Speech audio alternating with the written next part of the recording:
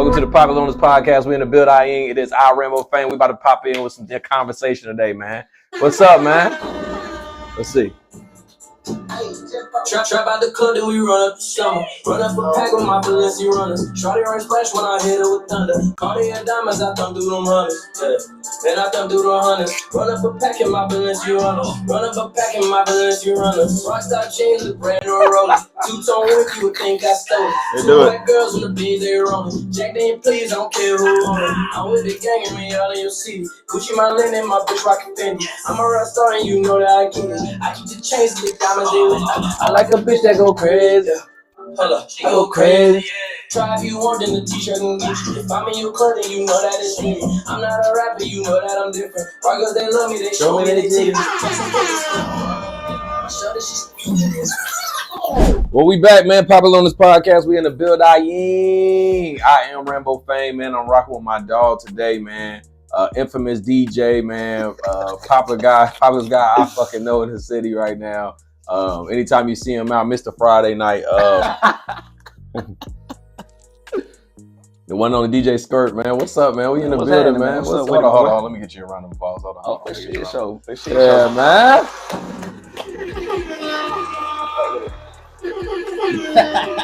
DJ Squirt in the building.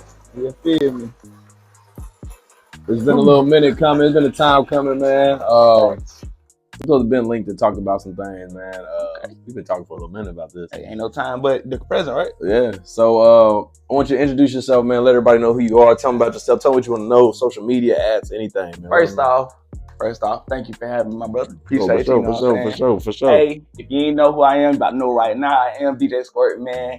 Mr. Fuck Your Favorite DJ. And hey, it ain't no disrespect to nobody else. But you know, when you see me out and about,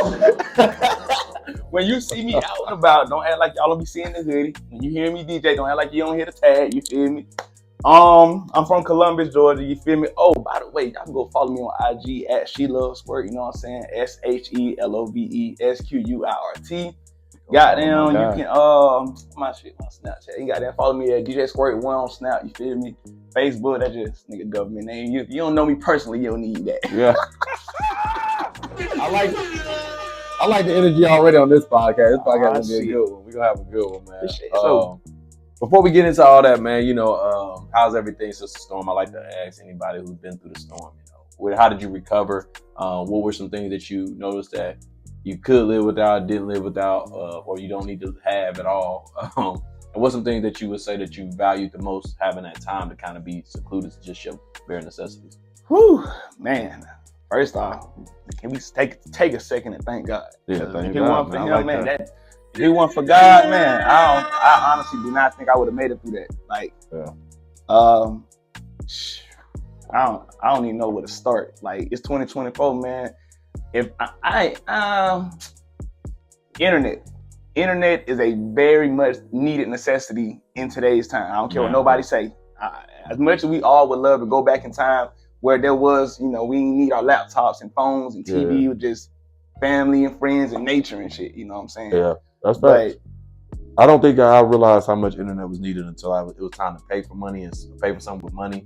I had my card and they was like, "Oh, our system's down." Man. I don't carry cash. Like that really kind of threw me for a loop too, man. Like that's hard. Yeah. And I lost about $400 in groceries. You know what I'm saying? And so my having to throw away so much fresh stuff. Yeah. To my whole freezer gone, whole refrigerator gone, nigga. I ain't gonna lie, thug. Growing up in the project, man, I know how to eat ramen noodles. Yeah. So shit, you know, crush the bag up, you pop them hoes open like some chips, season on there. Oh man, but hey, on my soul, bro. That it took you back, man. What, man? Not only that, right, bro? I'm surviving off water bottles and my baby fruit snacks in the cabinet,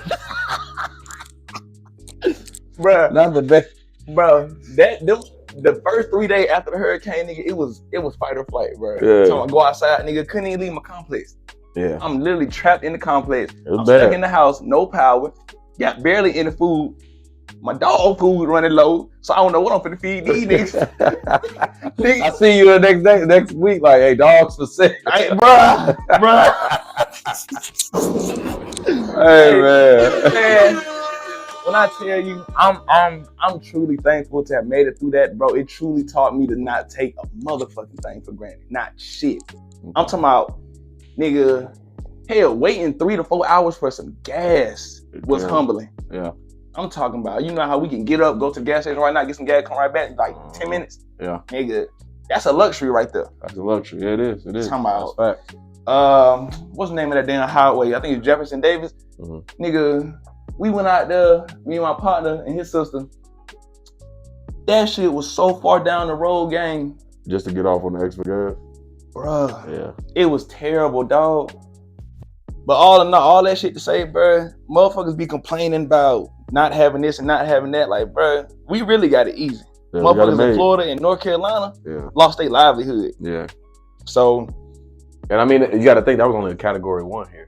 So if it was anything worse, it could have been more catastrophic. So, you know, it's a blessing that we made it through. But, you know, I want to thank everybody who tuning in, who finally got Wi-Fi and that's supporting the movement for the Popular LONER podcast, man. So let's get right into it, man. What and who inspired you to be a DJ? Ooh, great question right there. What inspired me to be a DJ? One, I have this DJ from my hometown, Columbus, Georgia, the original 706, by the way. Okay. You know what I'm saying? His name DJ Cashflow. I knew his name since I was a child. He did all the popular events in the city, all of them. Like, he was the DJ of Columbus. Like, and listening to him, I met him a few times as a child and as an adult, and I always tell him how he inspired me. And, you know what I'm saying?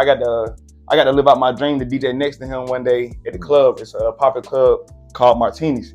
I had my opportunity to DJ with him one night, and I swear, bro, that shit felt like a dream. You feel me? It's like he telling me, he was like, damn, bro, so you really used to look up to me as a child, and now look at you standing in the booth next to me doing your own thing. And I'm like, this shit don't even seem real. Does that kind of feel like you've met your idol at their peak? Like you feel like, okay, I'm there with my idol now. It gave you a sense of like reassurance that you're doing the right thing. Yeah, like I feel that too. It made me feel like all my hard work and everything I've been, like, when I spending hours in my barracks room overseas practicing with, it was a laptop, a cheap ass board, and a sound bar. All them hours and weeks of practicing with nobody to hear it paid off. Right.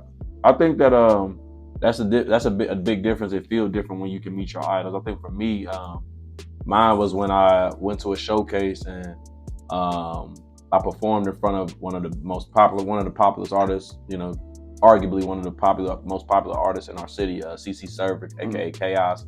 I got to perform at a showcase, and he, you know, we dapped it up, chopped it up, talked, and he just told me, like, you know, man, you keep doing your thing. You know what I'm saying? I think that that's what's needed, that reassurance from our idols or the people that we looked up to or had views that we were like, man, I want to be like that when I get older. So I think that's definitely big, man, and that's good that he accepted it, because some people can be assholes. But we gonna get into that later. Hey, what's your favorite DJ setting? Like, is it the club, private events, schools, family events? Ooh, that's a good one. I gotta say, it's a tie between backyard barbecues and anybody that's like 25 and up birthdays. So why the backyard barbecues? You know, a lot of people are like, man, if I ain't in the club, I ain't really lit. You know what I'm saying? What do you feel is the difference? With backyard barbecues, it's not a popularity contest. Niggas ain't there to be cool. Have fun. They coming to have a good time. I respect that. We missing that in the club right now. Facts. Like, when you go to the club, man, motherfuckers be expecting you to run through all the hottest shit in the first hour. Yeah. And then it's like, what I'm gonna play later? You feel me? Or you gotta run back a playlist, and that'd be hard. Yeah. Bruh, it be, I mean, for some DJs, it's easy. For some DJs, it's hard. For me, I don't like it, man. The club is cool, and I'm very appreciative for anybody who's giving me a chance to step in a club. But it's like, man, the fun ain't really there no more. Even the most popular DJs in the city, I done seen these niggas go crazy and motherfuckers be like, what the fuck is the DJ doing? Right. I'm being out there in the audience or standing at the bar, I done heard motherfuckers say this about many or very few of the popular DJs. Okay. So I was like, if y'all don't like this nigga and this nigga's well known, imagine how you gonna feel about me. Right. And this somebody I be looking up to, asking this nigga questions every time I see him. Yeah. What would you say? Okay, so have you been out of state? What's your favorite place to DJ out of state? Favorite place I've ever DJ out of state. I gotta say, man, so far, Fort Valley State University. Okay, so you love the colleges too. I got love for the HBCUs, Okay, man. I like that. I like that. You support that here. We support that here. I like that. I like that. So give us a little bit more of your journey as a DJ, like coming into DJing. What started you? What was like your real thing? Like I could do. Was it like for me with rapping and music? It was like I could do that. Okay, I'm slick with lyrics. I could rap. I could say stuff like real cool. You know, what was your insight to say DJing is my thing? I bet. So I was stationed in Korea, right? What part? I was in Camp Casey. I was in K-16 out there by Seoul. Okay. You was about to parties. Mm-hmm. You was about to party. Okay. So every weekend, but even on Wednesday nights, we out. Boom. We was at the club called Club UN. If you know, I know. If you know, you know. I know. Oh boy, I know. I know. Hey, they motherfucking made curfew because of me. You feel? Hey. Go ahead, though. Go ahead. I like that. Bruh, so it's this Club UN, bro. We used to be in that bitch religiously. And I got real cool with the DJ. His name DJ Jam. Shout out to him. You know what I'm saying? Great, phenomenal DJ. I started out actually as an MC and a promoter for that club. Okay. So I would promote hard on bass, trying to get everybody to come out. Then I'd be the person on the mic. Yeah. So boom, I'm rocking the mic. You know, we going crazy. And I would walk up to the gym and be like, hey, play this. I'm letting him do his thing. I'm not bummed. I'm not on his ass. Bombarding him with. I'm just, you know, hey, this would be a perfect time to play this, you know. And he'd be like, all right, bet. And we built that chemistry over the year of being there. And then one night, bro, I just did not feel like MCing no more. But I would always stand by the booth and watch him DJ. I was so infatuated with what he was doing, how it worked. Hard. I was too. I like that, yeah. So it got to a point one night I asked him, I said, hey, bro, would you teach me how to DJ? He was like, you know, his English ain't that good. He was like, yeah. Mm-hmm. So he told me, he's like, you give Mike him, you come here. The foreign is different, but you're in a different country. Yeah, that language barrier be tough. No, seriously. So for the next few weeks, I'm in every night. I'm at the club for sure, but I'm in the DJ booth. I'm standing next to him. He just like watch, to pay attention, watch. And then during the week when the nights would be slow and we would still go out, he'll let me get on there and practice a little bit. You know, he'll teach me how to scroll through the library, how to load a song up, how to put up hot cues, how to do a basic transition. So me back then, learning the very fucking ground basics of DJing, nigga, I took my little army checks, went and bought it all, cashed out on a MacBook. Shout out to my child's mother, because she actually went in with me on that MacBook. We ain't together or nothing like that, but we was together back then. So shout out to her. If you see this, fuck with you. So she helped me get my MacBook. I remember my first board like it was yesterday. It was a DDJ SR2. Okay. And I had a little Samsung soundbar. And you know, I had a nigga rigging. So I had a RCA cable going from the board to the soundbar. Looking back, talking about this shit, bro, it's funny because it's like, damn, that shit ugly. Yeah. So it's ugly. So I take all this shit to my bedroom and I stopped going out for a while. Yeah. I'm in my bedroom every day with a case of beer on YouTube. How to DJ 101. How to DJ 101. Just like that. Yeah. So, damn. So, boom, I'm on YouTube. I'm talking, nigga, I had my little desk right here and my TV right here. I cannot make this shit up, gang. I would sit on the edge of my bed staring right in front of the TV. Watch like an hour-long video, right? Right after I watched that video, straight to my board to try it. And I'm doing this I did this damn near for 6 months straight, every day. So with that, not to cut you off, with that shows the perseverance, man. A lot of kids don't have that nowadays. A lot of kids want things that's just given to them. You know, so it's a lesson in that, man. Like, I mean, even with me and rapping, and engineering myself, like my mic and stuff, as you see back there, is over there. Even me engineering myself, man, it's like, I really had to like study a person, you know what I'm saying? And I think that those are big things. You got to take the time to learn the craft. You know, you can't call yourself great if you don't learn the craft. You know, I don't really look at and worry to hear about people telling me that I'm the best or not.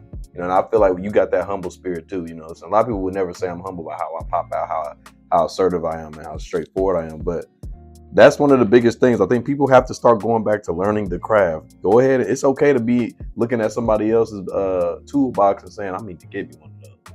You ain't stealing it, but you need to go get you one of those. That's all it is. I like that though. Keep going. My bad. Are you good?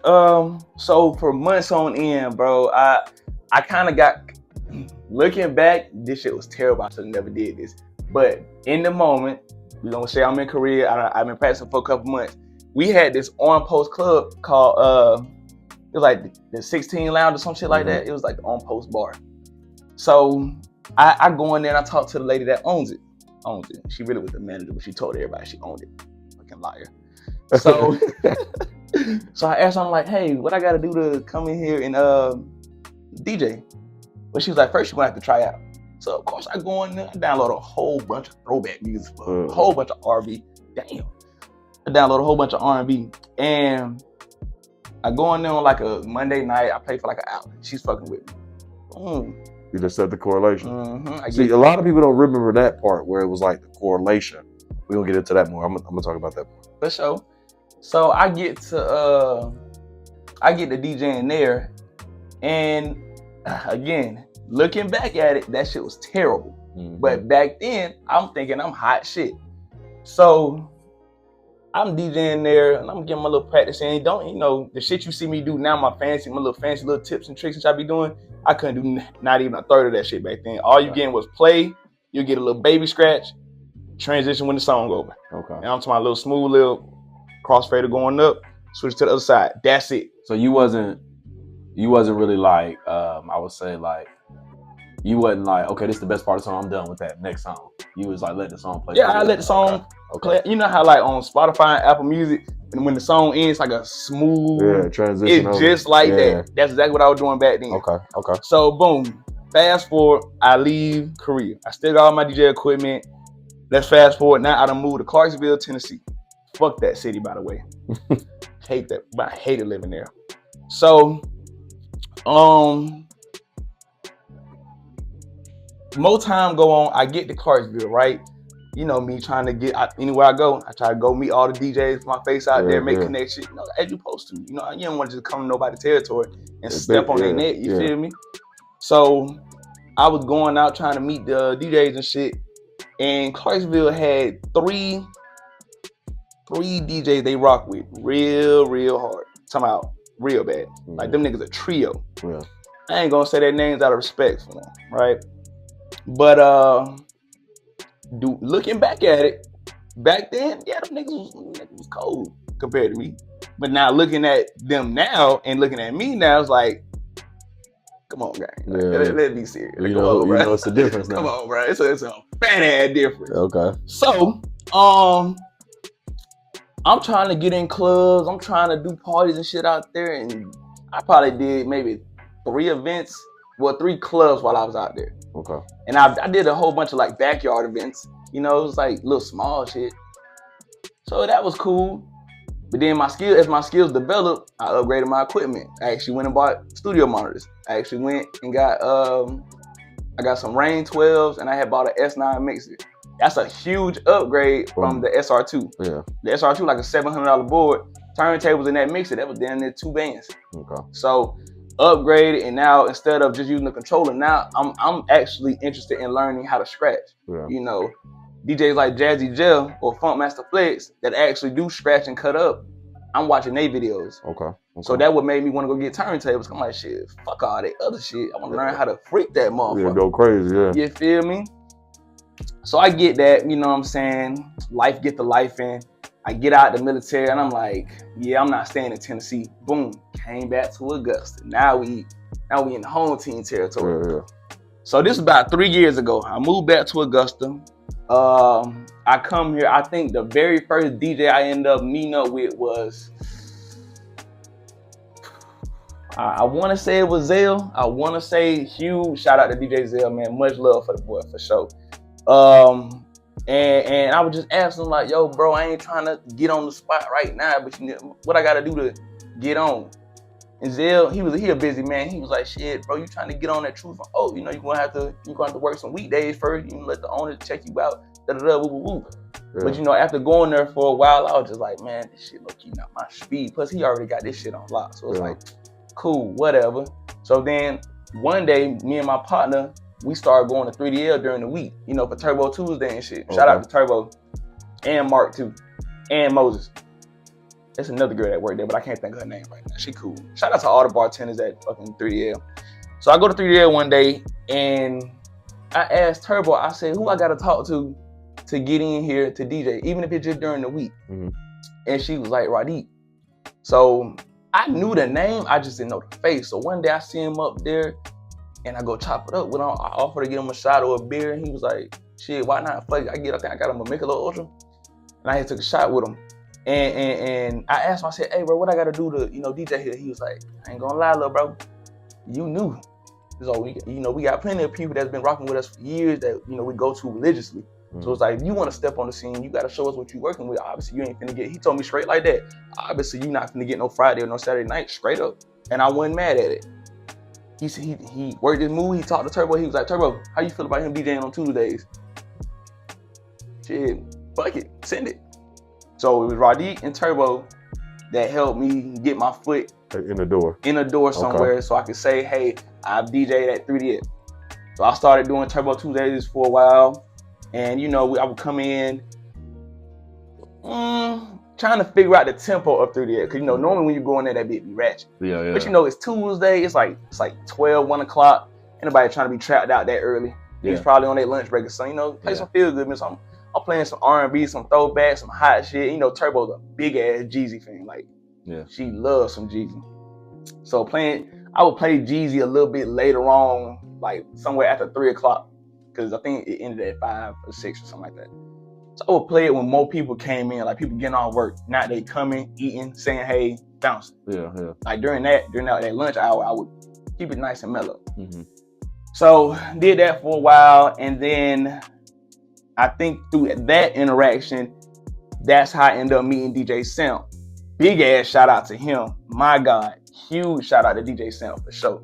That man took care of me real well. Like he helped me get my foot in the door at Studio, which is coming a little later in the story. He helped me get my foot in the door at Miami Vibe. Shout out to Jeremy too. Hell, he even was helping me at 3DL. Okay. And a lot of events that he was doing, he would be like, hey, if you can, come pull up. And I would just shadow him. I don't need one. As much as I love DJing, like it's niggas like him, I do not mind shadowing because you always learn something. He's real humble about putting the next nigga on because he remember when he was in a position learning, upcoming. Yeah. Now he out here killing shit left and right. So it's like whenever he DJ, I'm quick to be like, where you at with it tonight? Yeah. Shit, I'm here. Pull up on me. I got you. He'll be like, he'll tell the security, hey, when Squirt get here, let him through the door, he with me. Boom, straight like I'm talking about. Nigga be a line, walk straight to the front. He good. So he help you out, get you in there. Not only getting in the club, come to the booth here, be like, all right, bro, what you want to know? While he's working, he done this plenty of time. He still do it to this day. So it's like, I forever have mad love and respect for that nigga for real. Yeah. So we get to Augusta. I done did my time at 3DL. I'm getting private events because my big break, it just hit me. It was Freaknik. It was Money Mo Freaknik. That was my name out there now because I did it with DJ Deluxe. Shout out to her. Again, I already fucked with Moses before Freaknik, but when he offered it to me, man, the excitement, the nerves, the anxiousness, nigga, I was shook. Boy, I'm talking about, and this is before the event. Mm-hmm. I think this was what was it, 24? I think it was 22. I don't know if it was 22 or 23. I can't remember. But I do know. I think it was last year. Was it last year? Did you go last year? So me personally, I don't really like go to the Freaknik events. My personal reason is because I feel like two reasons. One, we gotta find another way to exploit our blackness. And we have a whole week of Juneteenth. I think that should be more expressed on. And I know it's in the summer, but right. I think Juneteenth, we need to find a way to exploit that. I feel like Freaknik is it's a derogatory term for us.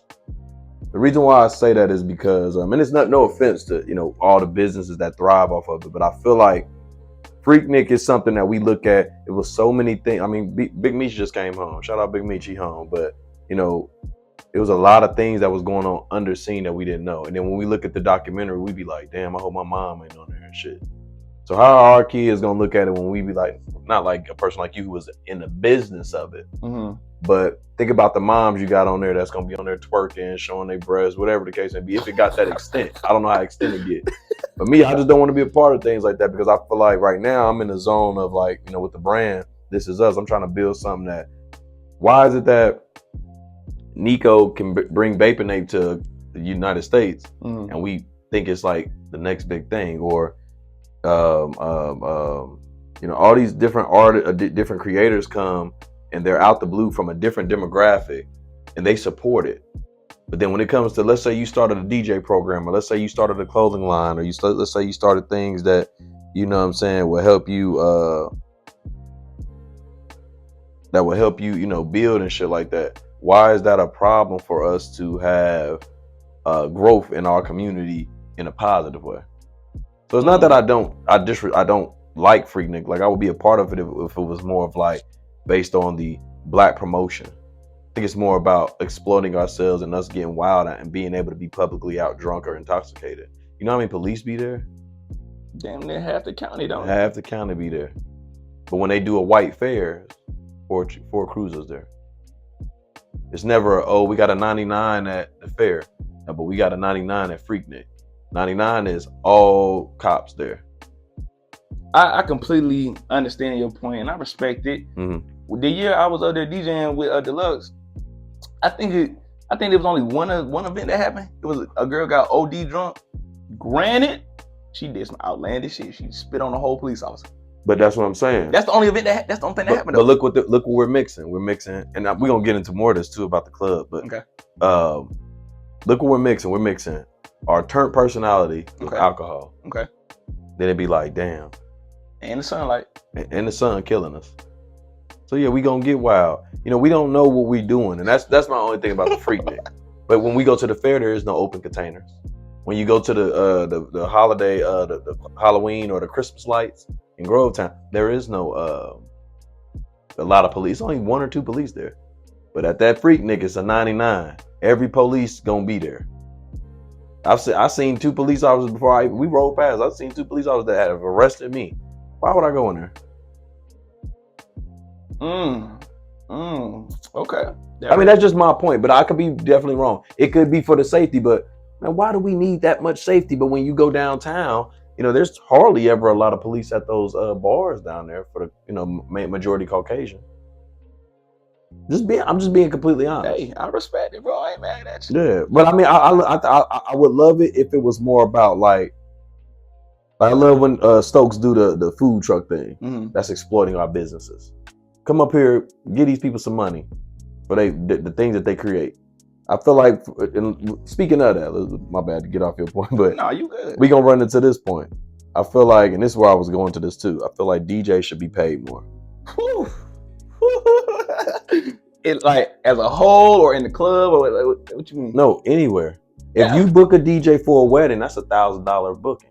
1,000, maybe more. 1,000. I might be wrong. Man, I know DJs that started too. Like somebody like me for a wedding, I would start 1,500 to 1,700. Right. That's at my level of experience. Now somebody way more experienced than me, 2,000 and up. But then we go to the clubs and they'll try to do 50. I'm just coming from where I came from. I used to DJ. So when I used to come at $50, I know that you're about to average. On an average, that's a 5,000 10K night when you open your doors. Mm-hmm. Liquor, hookah, food, and the admission. So I can count. DJs, y'all smart. Y'all can count. Y'all can run that damn board. Y'all can count.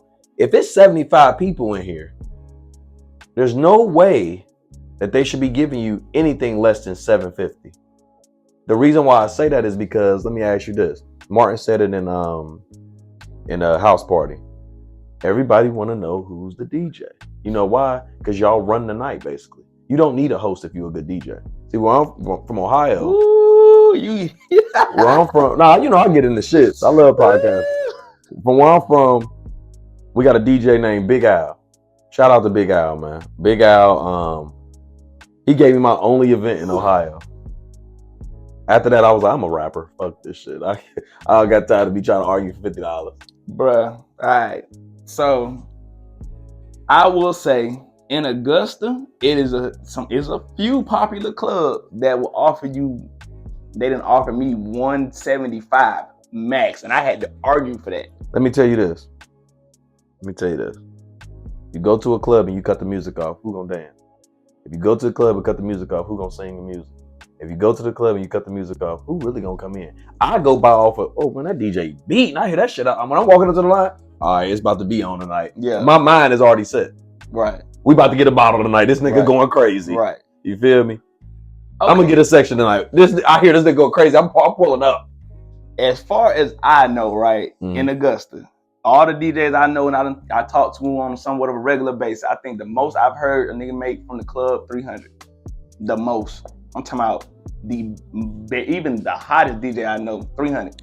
That's robbery. I'm like, I'm not selling no fentanyl for, I'm not selling a gram of weed for, $10, $5. Bruh, and you know what a lot of the promoters and club on the argument be? Well, we providing sound. Okay, this laptop costs $1,500 to $2,000. This board. So what if you up the ante and you got your own sound? We gonna run my speakers tonight. You get Bluetooth speakers. That's a $1,700. They're not gonna want to pay because they have their own. Right. Okay, now I see why you saying they robbing you. It's a highway. When you don't go when you go cook coke and you got a house for a crack house, you don't charge the people to sit down and smoke the coke because you need them to keep buying your resources. You get what I'm saying? No, I'm following you. I think it's highway robbery, and I think that's a way of not giving people their props. Let alone this. Let's say, boom, me and you chop it up. I got a club. Okay. All right. On average, my club make a night. Let's say I get a hookah lounge. Okay, we're gonna sell hookahs. We're gonna have admission at the door. I'm paying my DJ. Okay, let's start with the base price. My base overall income is $1,700 a night. Okay. You get no less than $500. Okay. That's because guess what? I want you to keep coming. You're gonna be my house DJ, and I want you to bust your ass while you in here. This is where the supply and demand starts to change. And then the problem is this: we'll find another DJ. That's terrible. It's the same. Any DJ should know this. Cheap DJs aren't good, and good DJs aren't cheap. Right. Right. That's what's saying that even when I first started, a nigga I look up to taught me that. And so to this day, like if I was to throw an event, right? If I wanted a good DJ, like I said, it's multiple niggas I would call. I would call DJ Samp in a heartbeat. I would call DJ Nightmare. I would call DJ Zell. I would call DJ Finesse, DJ Jordan. These are all people who records speak for themselves. So of course, if a nigga add me for 400, 450, hey, bro, I don't mind paying it because I know you're gonna deliver. But what happens to the DJ that's starting out, got to provide for a family, taking a risk on this career? Because let's say like me, when I was hosting, I had kids. I wasn't walking in a building less than 125.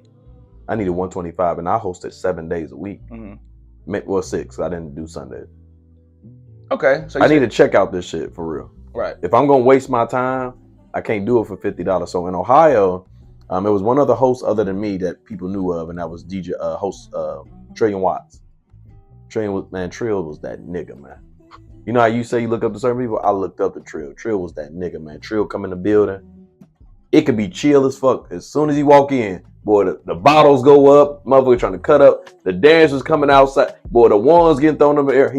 It's what we bring to the atmosphere. So back in the day, it was a thing called the barter system. You bring what you got, I bring what I got, and we'll figure out something between it. That's what the clubs still need to be. Ain't like we getting taxes off this shit.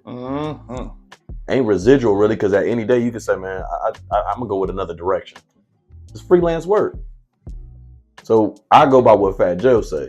Your price is your price. Today's price is not yesterday's price is not today's price.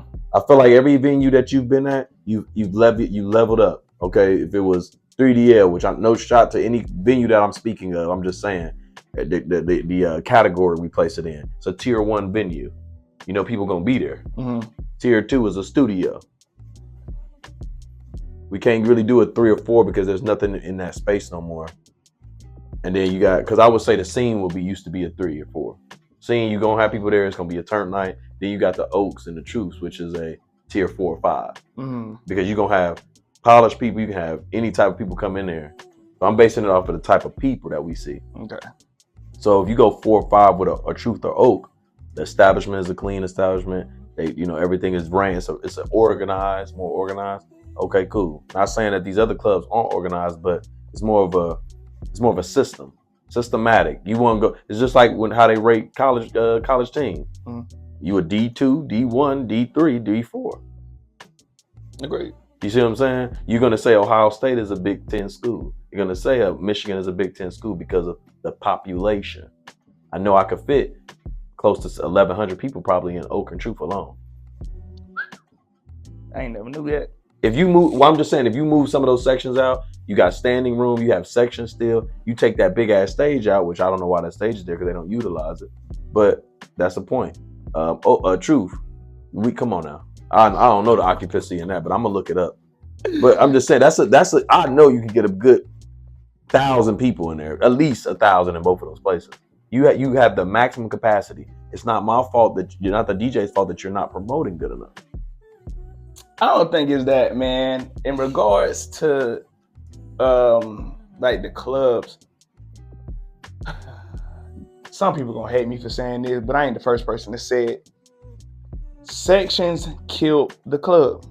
That's how I feel. Before sections became a thing, motherfuckers did not care about sitting down with their close friends and being the ones with all eyes on them. Motherfuckers came in the club, but like, hey, I'm finna get some drinks, finna get on these hoes, and turn up. You feel me? But I see another thing that's bothering me, and this is to DJs, not particularly you, but just to DJs.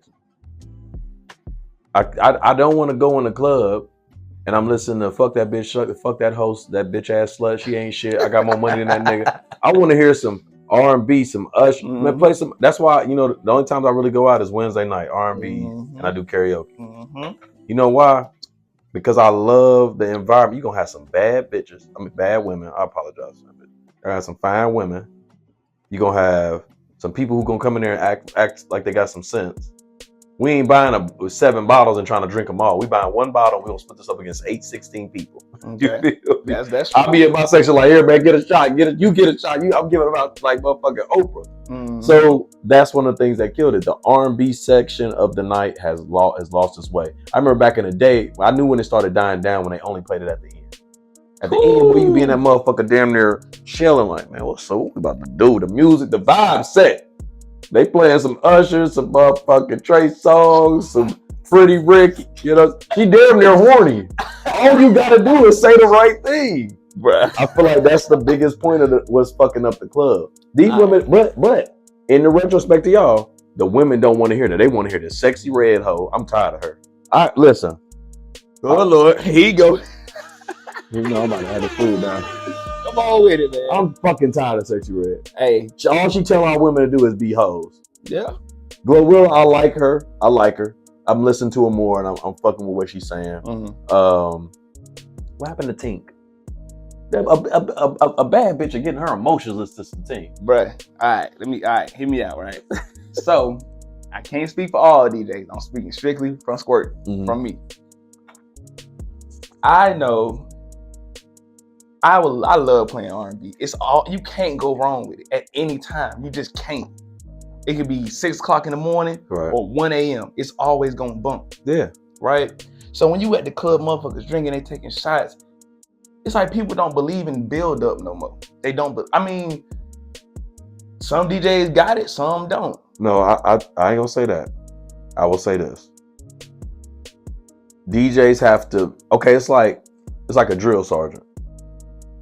You knew what drill sergeants to fuck with and play with and not to. It's the demeanor.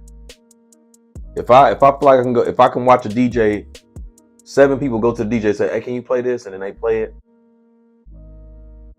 Al, DJ Big Al, DJ Homicide, these are my DJs. DJ Schoolboy was one of my hometown DJs when I did shows. DJ Homicide was my road DJ. Man, he would tell him, motherfucker, he'd look at him and be like, man, I got this. You here for a good time, right? Let me tell you what DJ Homicide did to me, my first big show. I'll show you the video. We was at a show, right? I'm running a little late, but I'm like, man, goddamn, I had to get my fit right and shit. Who was there that night? Was it Sada Baby or Money Man? I think it was Money Man was there. I come in the venue. I'm like, bro, you know what we doing tonight? He said, ain't you the artist? I said, yeah. I'm like, man, what the fuck you talking about? I'm like, what's up? He like, Go do artist stuff, man. Go look cool. Go be the artist. I got your playlist. Damn. I said, man, he said, man, I said, at least I got to know what I'm going to rap. He said, man, I got you. He said, you know all your songs, right? I said, yeah. Go do artist shit, bro. I went backstage and got me a bottle, and I said, damn. You shut the fuck up, man. That nigga told me basically go do the other shit. I got this. And when I got up there, he know I'm going to take over because I'm a host by natural. He knew I was going to talk my shit and get on the mic. And I'm like, y'all ready to turn up? You know, I'm in this bitch. He dropped the bomb. Boom. I'm like, oh, shit. I don't know what I'm about to rap, but I know I'm about to rap something. That nigga put on my song, and I lost it. Best performance ever because I was caught off guard. Like, man, man, not to cut you off, bro. Mm-hmm. So, I agree with you, bro. I love some good R&B. My thing is, you gotta DJs nowadays, bro. You really gotta know how to mix that old shit with that new shit. You know, mashups. Yeah. It's like what you was doing earlier. That shit in today's time gonna eat every fucking time. I'm gonna tell you what one mashup I heard. I gotta find the snap. I was in Homicide did this, by the way. Shout out DJ Homicide. I'm in the club, and the first song I hear is it's 7 o'clock on the dot. I'm in my drop top, cruising the streets. Hey, yeah. I got a real pretty. So then all I hear is dress it up and make it real for me. So I'm like, what the fuck? Yeah. I said, how he about to do this? I just went home. So I'm like, I ain't been home in a while, at least a year. So I'm like, what the fuck is he doing? He put the vocals of Usher and Future's March Madness beat, and that shit was up. I was in that bitch like, oh! I ain't never been in the vibe like this. I'm like, this shit great. I was like, y'all see what he doing? But my hometown they started mashups. That's what they've been doing this shit. Shit, I was home last time I was home and did events was 2018. They've been doing them then. Bruh, mashups, I feel like mashups is an underappreciated art. Like, when I be DJing on TikTok and shit too, just at home for the fun of it. Bro, I done live mashups and had 500 to 1,000 people watching, blowing up my comments, going crazy, telling me how much they love it. And I done some of them same mashups at the club, motherfuckers looking at me like I'm fucking up the vibe. I got half the club rocking with me, half the club looking at me like I'm crazy. Now I'm stuck. But that go back to our conversation though. Some people are not musically inclined to grasp the art of it. Mm-hmm. You know what I'm saying? That's like a sneakerhead.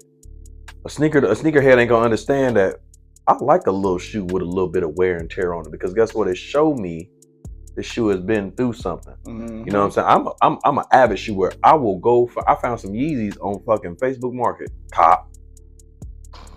I go look them up on StockX. I be looking like, I'm blessed I paid this price instead of that price. Yeah, man. It's the essence of it. So I think that's the biggest thing. Now this we gotta get into this though. All right, this is it. We ain't gonna be on it too long. Controversy. I love the controversy. And this is the biggest controversy. I am a rapper. You are a DJ. Let's have this. Let's go have this controversy right here on this right here. And I think that the biggest thing is, what do you feel it takes to break an artist? Let me get some of that Patron, because I need to get in my bag. All right, go ahead. Talk. So you said, what do I feel? What do you feel it take to break an artist? To break them? Yeah, and any DJ that come on this, just know you're gonna get this question asked. I ain't gonna lie. I ain't gonna cap. I have never had the chance to really work one-on-one with an artist and build that relationship and hopefully do shows with them. But I am cool with people who have worked with artists. Mm-hmm. Like, I'm cool with 21 Savage DJ. Mm-hmm. Shout out to Mark B. I'm cool with No Cap DJ. Shout out to DJ Rico Velli. I got that nigga number. I could call that nigga. Like, probably not gonna answer, but I text him, we talk about it now and then.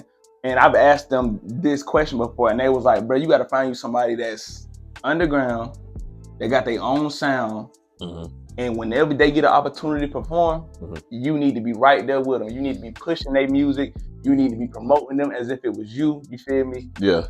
Because you gonna want somebody to push your shit just as hard as that artist wants somebody to push their music. You feel me? Yeah, for sure. So it's like, you want to break, it ain't even about your music, because there's a fan base for every type sound of music. now. Yeah. You feel me? There's a fan base for music. Like, nigga, I heard some shit recently about heavy metal rap or some shit like that, and I listened to it. I was like, oh, it's not for me. But it's a fan base out there. It's a fan base that's fucking with it. Yeah. So, yeah, to answer your question, y'all gotta rock with each other, and that DJ gotta promote you just as hard as you promote yourself. Right. And then, so I'm from Ohio. Okay. I was I was walking into the building the night that, first of all, R.P. Rich Homie Quan, man. For sure. I was walking into the club that night that Rich Homie was in the club, and I felt like I got the same effect with the story I just told you about DJ Homicide. I think that's what happened with Rich Homie. Rich Homie walked in there. I don't think he really knew what he was gonna perform in Cincinnati, Ohio at Bogart's. But what happened is Fresh said, "This is your hit. Type of Way is your motherfucking hit, nigga. Let's rock." And he performed that shit, and that motherfucker went crazy, and it took off from there.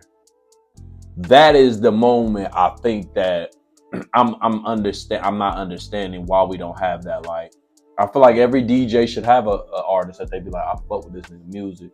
You know, I'm gonna put this shit on. As much as I agree, every artist don't want a DJ.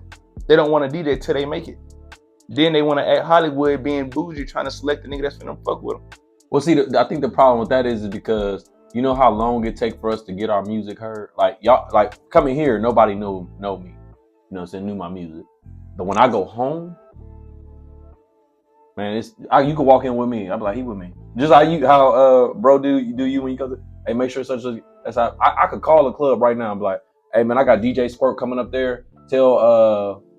Tell Shorty and Ron C, man, they gonna have Squirt come in, man. He gonna walk in, man. He on everything, you know, hey, whatever y'all need, I'll pay for it. And you gonna walk in that bitch and they gonna be like, hey, where you wanna sit? Are you hungry? You want a hookah? What you drinking? You gonna be in that bitch like my celebrity? Yeah, but I used to host at these clubs. I called Ty Bobo, one of the biggest clubs in our city. Hey man, we want to do a little event. Let me get a section. All right, let me work something out. I got you. So that's what I'm saying. It's a barter system. This is all work together. I mean, I love what we was talking about with relationships. We was talking about that earlier. Okay. And this is where this question goes too. Okay. How can an artist build a relationship with the DJ, in your opinion? Like me and you, we met off we had the same people. Mm-hmm. We had the same people in common. And I was like, oh yeah, when I met you at the fight party. Was it the fight party or Christmas? Or New Year's? I want to say it was Christmas, because I already knew who you were. We just ain't never conversate. Okay, so I think it was, okay, if it was Christmas, yeah, it was Christmas, because we had, yeah. Or no, was it the fight? It wasn't the fight. Okay. I wasn't there. No, what party was that when you and, what's called Set Up? That was Christmas? What party? When you and, is it DJ or just another random? It's another DJ, no, Dub? No, the older guy.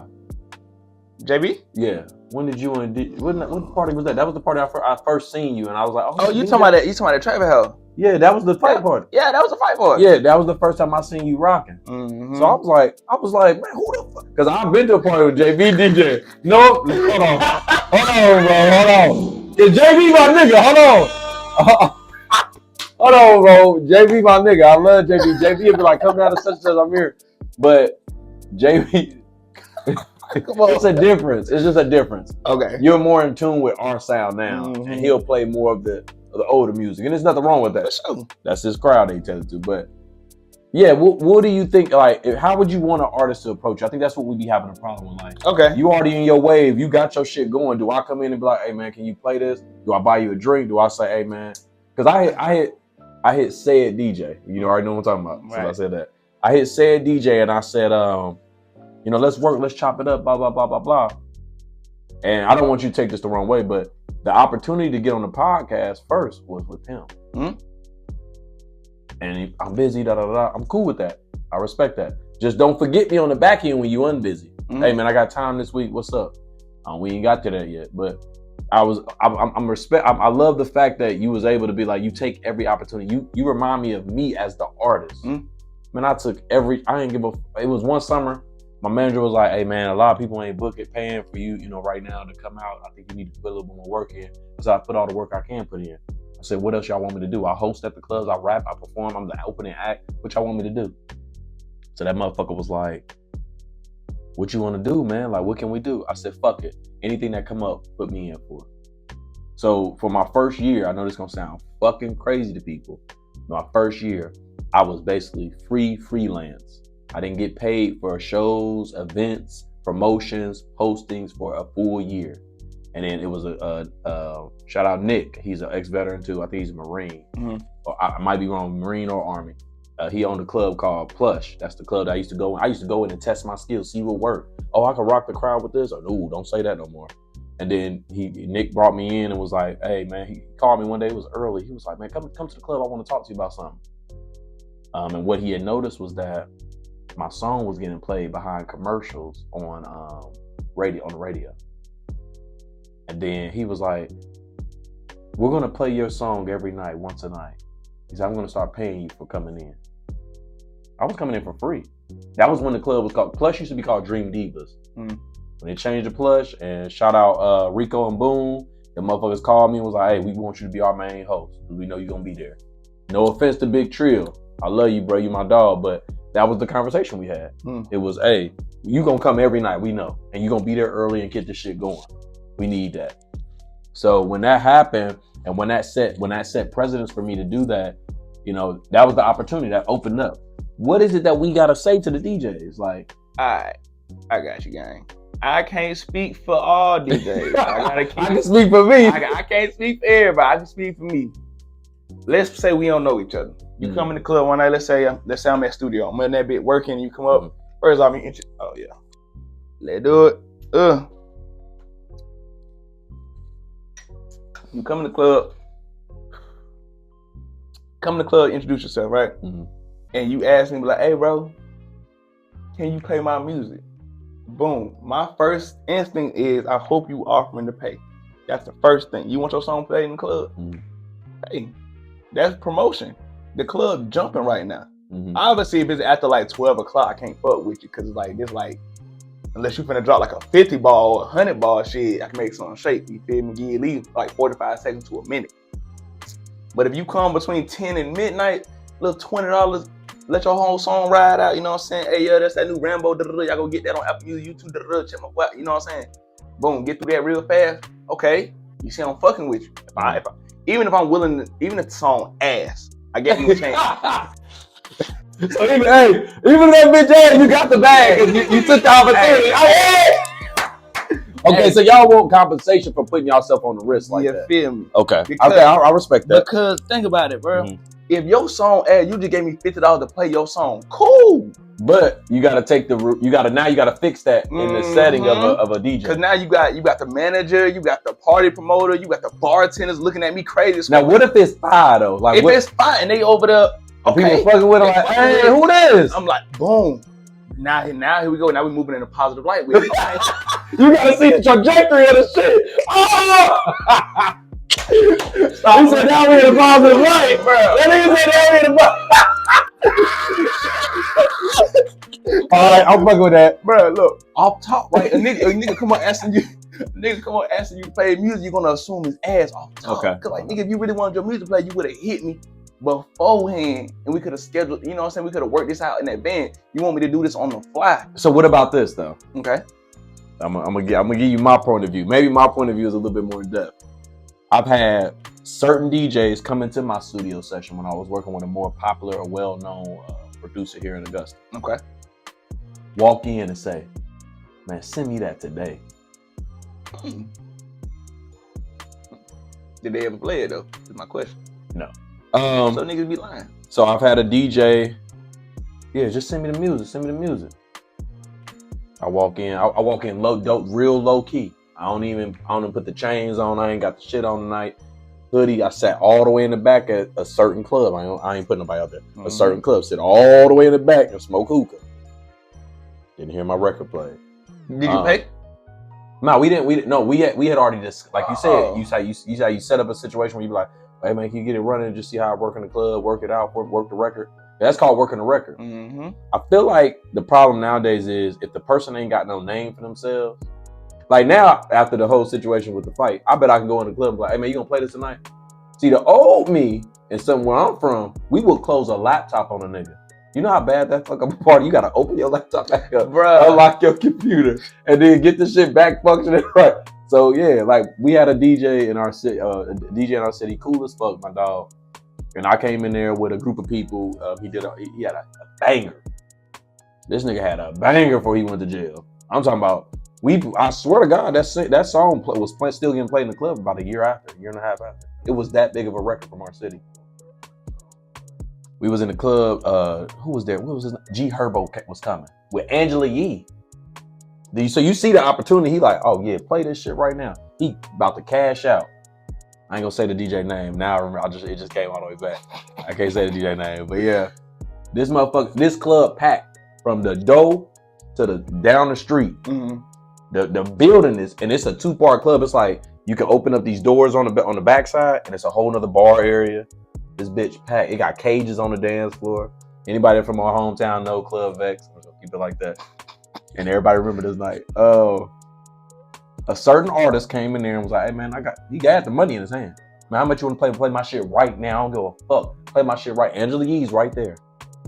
G Herbo just walked in. He said, "Play my shit right the fuck now, bro. I don't give a fuck." I was like, "Yeah, what you gonna do?" He said, "I can't do that, man." I watched this artist. He was on this side of the computer. He closed the laptop. I watched for That's fighting. I watched for 25 minutes and set this shit back. Bruh. That's how much we don't give a fuck, because you got to think about it, nigga. Like, it's dog eat dog in this music world already. Mm-hmm. You know, we got people like Diddy who done took advantage of the artists. You got people like R. Kelly who took advantage of artists. So we don't really know who really could have been famous in this world now. So, yeah, like, not saying that he was going to sign with any of them, but I'm just saying, like, man, he wasn't playing, bro. Like, DJs be fucking up opportunities. Like, if I came, let's say we just had Boosie here. Nobody would know that I've met Boosie. Boosie would dap me up and be like, nigga, where you been? You don't DJ no more? That's what he just said to me. You don't DJ no more? Shout out Red Rum, Alicia. Shout out Fort Polk, Louisiana. We had Boosie coming every damn 2 weeks.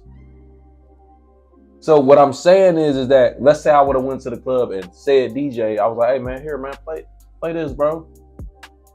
And I'm sitting in the section with the nigga. He gonna be like, yeah, come on up here, bro. You good? Man, I know you, man. Come on. And then be like, nah, I ain't playing that. I agree. You know what I'm saying? I 110% agree with you. DJs do be fucking up opportunity, but man, I gotta say, every DJ in Augusta not like that, man. I promise they not. It's like, I think from my point of view, and I've had my fair share of niggas run up on me, offer me $10 to play their song. Like, bro, it's first Friday, first Saturday, nigga. Yeah. This bitch jumping. What you doing? Yeah. You know what I'm saying? Not right now, bro. You feel me? Like, hit me on the Wednesday or Tuesday, man. You feel me, bro? Like, I think it's just the pressures. Like, you know, I think that, and this is just being honest. Like I feel like you have the ability to be that DJ that say, all right, I can work. So as a DJ, when I was DJing, I was in Korea. You got to be able to work 7 different situations at one time. A club owner, I got you. We gonna set it right. All right, we ain't gonna have no more fights. Bartender, hey, they want to play this. Okay, I got you. Man, I got a story for you about the bartender one, bro. This ain't no shot at none of my bartender people. Y'all know who y'all are, right? I don't need to say names because it's a good few of y'all. You feel me? I done got cussed the fuck out by some of my favorite bartenders because I would not play the song that they wanted to hear too early. Doors opened at 10. It's 10:45. You want to hear this. You want to hear this. I'm talking about cuss me clean the fuck out. Done ran to the owner talking about Squirt ain't doing this. So that's the point. Hold on. That's the point. You can't get your soul played. Hey, the artist can't all the time. You feel me?